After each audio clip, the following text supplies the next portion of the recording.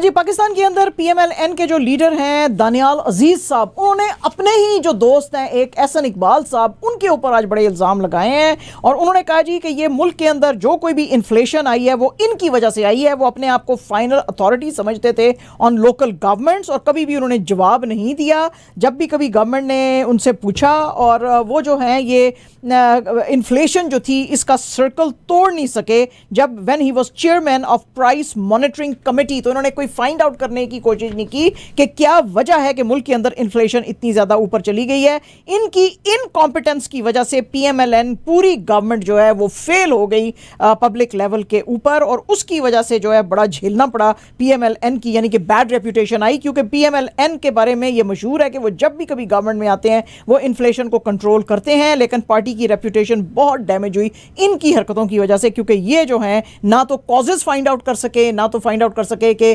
कैसे हमने उस इन्फ्लेशन को कंट्रोल करना है, और उसकी वजह से पूरी गवर्नमेंट जो थी उसको बैड नेम मिला। आज चीफ जस्टिस ऑफ पाकिस्तान काजी फाइज ईसा साहब जो हैं उन्होंने 2 लग्जरी कार्स जो हैं वो वापस कर दी हैं और उन्होंने कहा जी गवर्नमेंट को कि ये आप मेरे से ले लो और इसको सेल कर लो, क्योंकि इतने गरीब मुल्क में मैं इतनी एक्सपेंसिव गाड़ियां जो है वो नहीं रखना चाहता हूं। उन्होंने एक लेटर जो है सुप्रीम कोर्ट रजिस्ट्रार को कहा है कि लिखने के लिए कि फेडरल गवर्नमेंट के जो कैबिनेट सेक्रेटरी हैं और पंजाब चीफ सेक्रेटरी हैं उनको आप भेजो और उनसे कहो जी कि ये गाड़ियां जो हैं ये ले ली जाएं। और ये गाड़ियां सुप्रीम कोर्ट ने परचेज की थी सितंबर 2020 में। एक तो थी न्यू मर्सिडीज कार और एक थी 2996 सीसी सीडैन, और ये जो थी खरीदी थी 61 मिलियन के ऊपर रुपीस पे चीफ जस्टिस के लिए। और एक brand new bullet proof Toyota land cruiser भी ली थी जिसका कि रजिस्ट्रेशन नंबर था LEG S00। तो वो कहते हैं जी कि ये भी गवर्नमेंट ऑफ जो पंजाब है, 2 गाड़ियां उसकी हैं फेडरल गवर्नमेंट की और एक जो पंजाब गवर्नमेंट की है वो आप इनको वापस कर दें। वो कहते हैं जी कि ये जो सुप्रीम कोर्ट का रेस्ट हाउस है लाहौर के अंदर गोर के एरिया में, वहाँ पे ये खड़ी हुई हैं, आप इसको ले जाके बेच सकते हैं। जस्टिस ईसा साहब जो हैं उन्होंने ओथ लिया था as 29th chief justice of Pakistan और सितंबर 5th 2014 जब उमर अताब बंदयाल जो थे उन्होंने कहा था कि अब वो कंटिन्यू नहीं करेंगे, लेकिन इनका बहुत ही ब्रीफ रहेगा जो टेन्योर है और अक्टूबर 25 2024 को इनकी पोजीशन जो है वो खत्म, यानी कि इनका टेन्योर जो है पूरा हो जाएगा, खत्म हो जाएगी इनकी position as chief justice. Pakistan के अंदर तो जनाब अजीब अजीब मामलात सामने आ रहे हैं। आप देखें औरतें कितनी जो हैं वो हो गई हैं, बहादुर हो गई हैं। 50 टेररिस्ट विमेन टेररिस्ट जो हैं उनकी आज लिस्ट जो है पाकिस्तान के अंदर काउंटर टेररिज्म डिपार्टमेंट ने जारी की है। वो कहते हैं जी कि KP के इलाके में सिंस 2014 ये 50 औरतें टेररिस्ट एक्टिविटीज के अंदर इन्वॉल्व हैं। इसमें से जो 13 हैं वो इंसिडेंट्स ऑफ टेररिज्म और 13 जो हैं वो किडनैपिंग्स और 2 जो हैं एक्सटॉर्शन और 3 जो हैं टारगेट किलिंग और टेरर फाइनेंसिंग के अंदर इन्वॉल्व थी। देखो पयान कितनी तरक्की कर ली है पाकिस्तान ने, है फीमेल टेररिस्ट, वाह जी वाह क्या बात है। और तो किसी चीज़ के ना तो दिमाग चल ही नहीं रहा।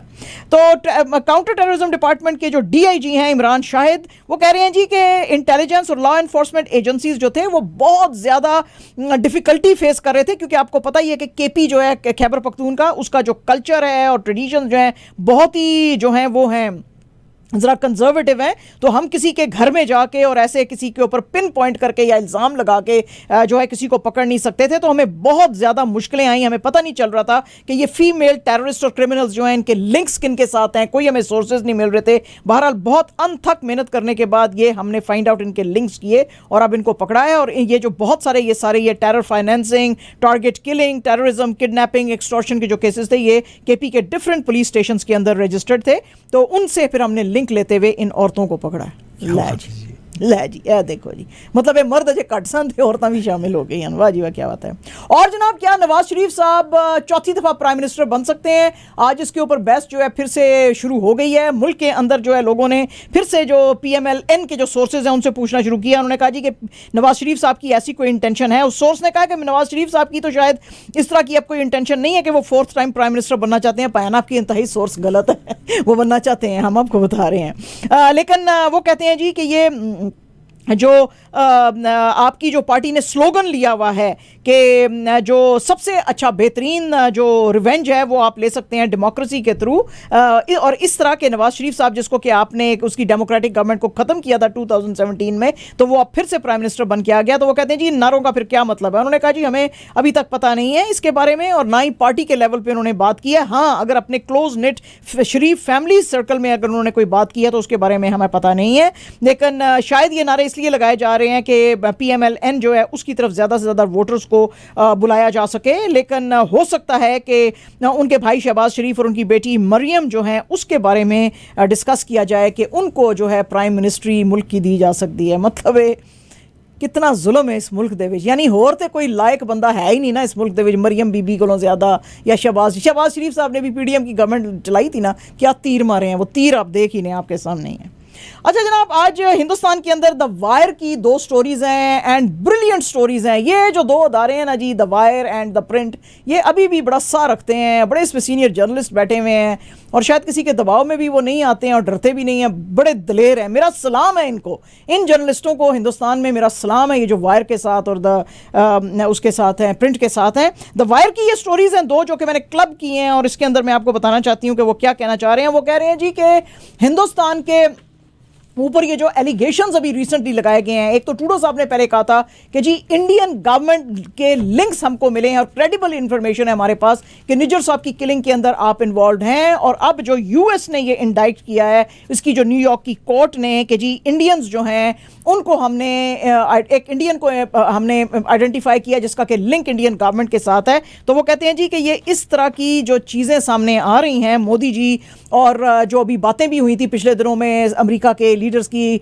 उनके नेशनल सिक्योरिटी एडवाइज़र की अजीत डोवाल साहब के साथ और फॉरेन मिनिस्टर जयशंकर साहब के साथ और मोदी जी के साथ भी, जो कल हमने आपको पूरी रिपोर्ट सुनाई थी उसके बैकग्राउंड में ये लिखी है। तो वो कहते हैं जी कॉन्स्टेंटली इन सबको बता रहे थे कि अमेरिका के अंदर कुछ खालिस्तानी एलिमेंट्स जो हैं उनको मारने की, हालांकि वो हैं US सिटीजन, तो उनको मारने की कोशिश जो है इंडियन गवर्नमेंट के कुछ ऑफिशियल्स कर रहे हैं, तो आप जरा इसके ऊपर ध्यान दें। तो बिल्कुल ध्यान नहीं दिया गया। वो कहते हैं जी कि मोदी जी जो है हर दुनिया के समिट में जाके बोलते हैं कि भारत का इस वक्त जो है स्टेचर है वो विश्व गुरु, यानी कि दुनिया सारी का उस्ताद जो है उसका है। तो अगर आप दुनिया सारी के उस्ताद हैं तो फिर आप authoritarian countries like Russia, China और नॉर्थ कोरिया की तरह कैसे बिहेव कर सकते हैं और कैसे ये अलेज क्राइम्स जो हैं फॉरेन सॉइल पे आप जाके कर सकते हैं, क्योंकि ये लोग जो थे ये करते होते थे। एक डेमोक्रेटिक कंट्री को ये करना अच्छा नहीं लगता, और अगर इंडिया ने ये सब कुछ किया तो अपने डेमोक्रेटिक अलायंस जो हैं उनके साथ ये अलायंस जो हैं उनके साथ ये दोस्तियां जो हैं शायद खराब कर बैठेंगे। वो कहते हैं जी कि एक हिंदुस्तान के अंदर इस वक्त एक साइलेंस है, और गांधी जी का जो असेसन था नथुराम गॉडसे, उसके साथ ज्यादा हिंदुस्तान इस वक्त अपने आप को अलाइन कर रहा है और गॉडसे की जो आइडियोलॉजी ऑफ रिवेंज थी उसको फॉलो कर रहा है, और गांधी की जो ideology of peace and non violence थी उस जिसकी की वजह से दुनिया सारी ने हिंदुस्तान की रिस्पेक्ट की और उसको फॉलो किया, उससे पीछे हटता जा रहा है। वो कह रहे हैं जी कि मोदी जी का न्यू इंडिया जो है उसके अंदर जो है हिंदुत्व आइडियोलॉजी को बहुत ज्यादा बढ़ावा दिया जा रहा है, और जो एक वेंजेंस सीकिंग माइंडसेट जो है उसको बढ़ावा दिया जा रहा है, जो कि हिंदुस्तान जैसे मुल्क के लिए बहुत खराब है। और वो कहते हैं जी कि this has got nothing to do with social justice, ये सब कुछ जो है ये सिर्फ रिवेंज करके लिए जो है ये किया जा रहा है, लेकिन इससे हिंदुस्तान का इमेज दुनिया के अंदर रिग्रेस करता जा रहा है, और जो है इसको भी अब अलाइन किया जा सकेगा कुछ अरसे के बाद अथॉरिटेरियन नेशन स्टेट्स के साथ। वो कहते हैं जी कि जो पहले ट्रूडो साहब ने एलिगेशंस लगाए और अब जो US ने इंडाइटमेंट की है गुप्ता साहब की, उसके ऊपर इंडिया का इंतहाई रेकलेस जो है वो रिस्पॉन्स है, और उसने अपने आप को बहुत ही वल्नरेबल पोजीशन में डाल दिया है, क्योंकि वो उसके ऊपर कुछ भी काम करने की उसको ज़रूरत नहीं है। वायर का ये आर्टिकल कहता है कि अगर कोई भी इंडियन गवर्नमेंट और उसकी लीडरशिप अगर थोड़ी सी भी वाइज है, थोड़ी सी भी समझदार है, तो ये जो इनका लैक ऑफ कॉम्पिटेंस है जो कि इनको आके वापस आके बाइट कर रहा है, इसके लिए ये संजीदगी से सोचेंगे और इन चीज़ों के एलिगेशंस के बारे में काम करने की कोशिश करेंगे। वायर की ये स्टोरी कहती है जी कि कोविड ऑपरेशन क्या होता है। कोविड ऑपरेशन ये होता है अगर आप करना चाहते हैं तो वो उसके ऑब्जेक्टिव्स हासिल होने चाहिए, और अगर उसके ऑब्जेक्टिव्स हासिल नहीं होते हैं तो फिर आप उसको डिनाई करके पीछे आ जाते हैं उससे। लेकिन दिस हैज एग्जैक्टली हैपेंड कि you have been caught both times कि निज्जर साहब के केस में भी आप पकड़े गए और पन्नू साहब के केस में भी आप पकड़े गए। नहीं पाया ना आपने, एक चीज़ जो है इधर जो है आप फॉरगेट कर गए, इसके अंदर जो है वो पाकिस्तान में बहुत पहले जो है जादेव साहब पकड़े गए थे, और उसके बाद थोड़े दिन अभी पहले जो हैं कतर के अंदर भी 8 नेवल अफसर आपके स्पाइंग करते हुए पकड़े गए हैं। तो वो आप चीज़ें दोनों भूल गए। बहरहाल उसका हम जिक्र नहीं करते हैं, हम इन्हीं का करते हैं। आज एक ये जो दूसरी स्टोरी है हिंदुस्तान से, ये भी बहुत ज़्यादा जो है आंखें चुकाने वाली है। जैसे कि हमने कहा कि हम तो हिंदुस्तान को बड़ा आइडियल समझते थे freedom of press, as far as freedom of press is concern, उसके हिसाब से। लेकिन आज 400 सिग्नेटरीज जो हैं हिंदुस्तान के अंदर बिलोंगिंग टू मीडिया, सोशियोलॉजिस्ट हैं, पॉलिटिकल साइंटिस्ट हैं, एकेडमिशियंस हैं, रिसर्चर्स हैं, वो कह रहे हैं जी कि ये क्या तमाशा चल रहा है कि यूनिवर्सिटियों के अंदर जिस वक्त पैलेस्टाइन के ऊपर बात होती है तो उसको जो है साइलेंट किए करे जाने की कोशिशें जो हैं वो अथॉरिटीज़ शुरू कर देती हैं। ये जो यूनिवर्सिटी के एडमिनिस्ट्रेटर्स हैं या गवर्नमेंट्स हैं, इनके जो अदारे, यानी कि जो गवर्नमेंट रन जो यूनिवर्सिटीज़ हैं, जो गवर्नमेंट के अदारे हैं, फ्रीडम ऑफ स्पीच के ऊपर जो है वो रोक नहीं लगा सकते हैं। हम ये समझते हैं कि जो यहाँ पे पैलेस्टाइन के अंदर हो रहा है, ये स्टेटमेंट कह रही है उनकी, जो सिग्नेटरीज हैं उनकी, वो कह रहे हैं जी हम देख रहे हैं कि जो कुछ पैलेस्टाइन के अंदर हो रहा है वो बिल्कुल गलत है। तो हम हिंदुस्तान के हर बंदे को ये रिमाइंड करना चाहते हैं कि आपकी अपनी खुद की one of the longest histories है एंटी कॉलोनियल स्ट्रगल के ऊपर, और पैलेस्टीनियंस भी अपना self determination, equality, human rights के लिए फाइट कर रहे हैं। और ये जो एक एंटी कॉलोनियल जो ये है अपनी स्ट्रगल चला रहे हैं इजराइल के अगेंस्ट। हिस्टोरिकल कॉन्टेक्स्ट में अगर आप देखेंगे तो पैलेस्टाइन के ऊपर बहुत बारबैरिक किस्म का असॉल्ट किया है इजराइल ने, और आप बार बार ये कह रहे हैं कि 7 अक्टूबर को क्या हुआ, 7 अक्टूबर को क्या हुआ। बहुत अरसे से जो इन्होंने ऑक्यूपाई किया हुआ पैलेस्टाइन को, उनको फूड नहीं लेने देते, फ्यूल नहीं लेने देते, वाटर नहीं लेने देते, सिविलियंस के ऊपर अटैक करते हैं। तो कैसे हो सकता है कि हिंदुस्तान की यूनिवर्सिटियां जो हैं इस बात को हाईलाइट ना करें और इसको ना उठाएं। और इसके अलावा हम कंडेम करते हैं ये भी कि जो इजराइल का जो एम्बेसडर है हिंदुस्तान के अंदर, वो कॉन्स्टेंटली हमारी जो एकेडमिक फ्रीडम है हिंदुस्तान की, उसके अंदर इंटरफेयर कर रहा है। और ये डिसरिस्पेक्ट शो करती है ये चीज़, वो ये शो करती है कि शायद हिंदुस्तान के अंदर केपेबल स्कॉलर्स जो हैं वो नहीं हैं। तो हमको अगर पैलेस्टीनियंस की राइट टू लाइफ और डिग्निटी के ऊपर हम बात कर रहे हैं तो ये हमारा एकेडमिक फ्रीडम का हिस्सा है। और उन्होंने ये भी कहा कि ये अगर हम ज़ायनिज़्म या हिंदुत्व के ऊपर बात करते हैं तो ये कोई भी हम एंटी सेमेटिक कॉमेंट्स जो हैं वो नहीं दे रहे, तो इसको जो है वो ख़त्म किया जाए। और हम कंडेम करते हैं ये चीज़ें क्योंकि इससे जो है इस्लामोफोबिया बहुत ज़्यादा हिंदुस्तान में फैलता जा रहा है। इसके साथ साथ वो जर्नलिस्ट जो ये सब खबरें जो हैं कवर करते हैं इंडिया के अंदर, और जिन्होंने के खास तौर पे अदानी ग्रुप के ऊपर जो हिंडनबर्ग की जब रिपोर्ट आई थी करप्शन की, तो उसके ऊपर भी वो जो रिपोर्ट किया था तो उन सारे जर्नलिस्टों को भी पकड़ा था। तो आज सुप्रीम कोर्ट ऑफ इंडिया जो है उसने कहा है कि ये इनका काम है कि अगर ऐसी कोई बात सामने आती है तो उसको सामने लेके आना। तो खास तौर पे जो 4 जर्नलिस्ट जिन्होंने बहुत ज्यादा स्केदिंग रिपोर्ट्स लिखी थी, बहुत ज्यादा क्रिटिसाइज किया था अदानी ग्रुप को और जिनको के सजाएं दी गई थी, आज सुप्रीम कोर्ट ने कहा कि इनको फौरन छोड़ें। गुजरात पुलिस इनको उठाकर ले गई थी और उन्होंने कहा जी कि इनको फौरन छोड़ें, ये सिर्फ अपना काम कर रहे थे। तो मतलब मुझे लगता है कि both side of the divide जो है उसमें ज़रा आजकल थोड़ी सी खिलबिली है मची हुई है, जर्नलिस्टों को काम नहीं करने दे रहे। अच्छा जनाब, आज 2 हुई हैं फिल्में हिंदुस्तान के अंदर रिलीज़। एक तो जो हुई है आपको हम बता ही रहे थे बहुत दिनों से, रणवीर कपूर की जो है रणबीर कपूर की एनिमल, ठीक है जी। और इसके ऊपर जो है इस फिल्म को जिसको बनाया था संदीप रेड्डी वांगा ने, तो इसमें लोगों ने ना सिर्फ जो है रणबीर की बल्कि ये जो उसके साथ लीड रोल में है रश्मिका मंदाना, ये साउथ की हीरोइन है, और बॉबी देओल, इनकी भी जम के तारीफ की। एक्स के ऊपर जो है लोग जो हैं दे आर गोइंग एब्सोल्यूट गागा। वो कह रहे हैं कि ये फिल्म ब्लॉकबस्टर नहीं मेगा ब्लॉकबस्टर फिल्म है, और रणबीर ने इसके अंदर मेस्मराइजिंग परफॉर्मेंस दी है। और आज तक कभी हम सोच नहीं सकते थे कि ये इतनी ज़बरदस्त और इनक्रेडिबल किस्म की ये परफॉर्मेंस दे सकता है। कुछ लोगों ने कहा कि he is the best actor of India, terrific, outstanding, mind blowing, intense. और उन्होंने कहा जी कि ये एक मस्ट वॉच फिल्म है, तो आपको जरूर देखनी चाहिए। ठीक है माजिद भाई, मस्त वॉच है, मस्त वॉच। अच्छा, दूसरी फिल्म जनाब आज आई है सैम बहादुर। सैम बहादुर का भी रिव्यू जो है बहुत ही मस्त किस्म का आया है। ये इसके अंदर जो फर्स्ट इंडिया के फील्ड मार्शल थे सैम मानेकशॉ, उसके ऊपर ये फिल्म बनाई है, बायोपिक है ये, और ये भी आज रिलीज हुई है। और विकी कौशल जो है सैम मानेकशॉ का रोल कर रहे हैं। लोगों ने आज जम के तारीफ की विकी कौशल की भी, और उन्होंने कहा कि क्या जबरदस्त इसने अपने आप को ट्रांसफॉर्म किया है सैम बहादुर के रोल में। लोगों ने आज ट्विटर के ऊपर लिखा कि हमारे तो गूज बम्स रेज हो गए हैं जब इसने ये इस तरह का जबरदस्त किस्म का अवार्ड विनिंग कैरेक्टराइजेशन उसका जो है शो किया है। और वो कहते हैं जी कि इस तरह की ऑथेंटिक इंडियन हीरोज जो हैं उनके ऊपर फिल्में बनानी जो हैं वो ज़्यादा ज़रूरी हैं। तो जनाब लोगों ने बड़ी है, ठीक है माजिद भाई, फिर एक मस्त फिल्म है, आपको देखनी पड़ेगी, मस्त वॉच है, ठीक है।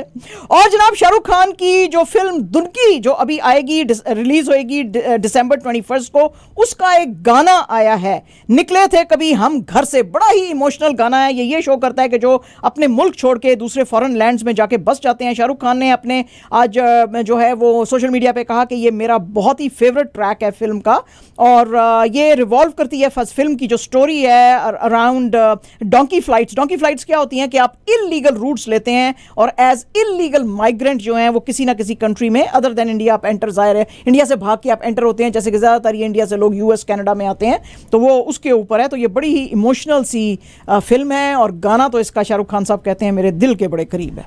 ठीक है जी, सुनना पड़ेगा जी। पाया ने मैं तो पहले क्या सी सुना दे मस्त, मैंने कहा था ये सुनाना, लेकिन आपने ये मस्त मेरी जो विश थी ये आपने बिल्कुल ही बस जो है ना मस्तों में उड़ा दी। अच्छा जनाब, आज पीसीबी ने अनाउंस किया है कि जो फॉर्मर क्रिकेटर्स थे सलमान बट और Kamran Akmal, oh my god, Rao Iftikhar Anjum, इन सबको एज कंसल्टेंट्स हायर किया है and they will report to PCB chief selector Wahab Riaz. और उन्होंने कहा जी कि ये जो upcoming 5 match T20 series New Zealand के साथ हो रही है जनवरी 12 से 2024 में, और at the end of the Australian tour जो कि अभी शुरू होएगा वहाँ पे इसी महीने में ऑस्ट्रेलिया में, तो उसके बाद ये जो है ये सारा करेंगे। और वो कहते हैं जी जिस वक्त ये इस तरह की सर्विसेज नहीं दे रहे होंगे तो स्किल्स कैंप्स जो हैं वो चलाएंगे। अकमल साहब जो हैं जी, उन्होंने 15 साल का उनका करियर है, 53 टेस्ट उन्होंने खेले हैं, 157 ODIs, 58 T20s। राव ने 1 test, 62 ODIs, 2 test between 2004 and 2010, Butt ने 33 टेस्ट, 78 ODIs, 24 T20s। लेकिन जो है लोगों ने आज इसके ऊपर बहुत ज़्यादा एतराज़ किया पीसीबी पे। उन्होंने कहा कि ये सलमान बट जैसे लोगों को आपको लाने की क्या ज़रूरत है, यानी कि बाकी दे मर गए, क्योंकि इसके ऊपर जो है स्पॉट फिक्सिंग का स्कैंडल आया था 2010 में। तो ये क्या रेपुटेशन है हमारी क्रिकेट टीम की बनाएगा या हमारे क्रिकेट बोर्ड की बनाएगा, तो आपने ऐसा क्यों किया? तो लोग आज बहुत भड़के हुए हैं। अच्छा जी, हसन अली जो हैं उनका आज एक क्लिप सामने आया है और उसने अपनी टीम को कहा है कि आप जो ऑस्ट्रेलिया जा रहे हैं तो आप ये जो उस्मान ख्वाजा है इसके सामने आपने उर्दू नहीं बोलनी, क्योंकि ये इस्लामाबाद का रहने वाला है, इसको उर्दू समझ आती है। और ये सारी की सारी स्ट्रेटजीज ने पहले भी जब हम खेल रहे थे बैनो कादर ट्रॉफी, तो हम जो स्ट्रेटजी बनाते थे ये सुनता था और अपनी टीम को जाके ऑस्ट्रेलियन टीम को बताता होता था। तो वो कह रहे हैं जी कि अगर आपने अब कोई अपनी स्ट्रेटजी चेंज करनी है तो आपने उस्मान ख्वाजा से दूर जाके जो है बात करनी है, इसके सामने जो है वो नहीं करनी। और इसके अलावा उन्होंने तो आप टिपिकल हम हो जाए, हम क्या करेंगे, जो नहीं करना ना वो बात करेंगे। हाँ, लेकिन उस टीम में तो ज्यादा पठान है ना, फिर वो तो पश्तो में बात करेंगे ना, पश्तो तो इसको नहीं समझ आती। लेकिन बहरहाल वो कहते हैं जी उर्दू में बात ना करें, ये पहले भी हमारी स्ट्रेटजियां सुनता था और अपनी टीम को बताता था।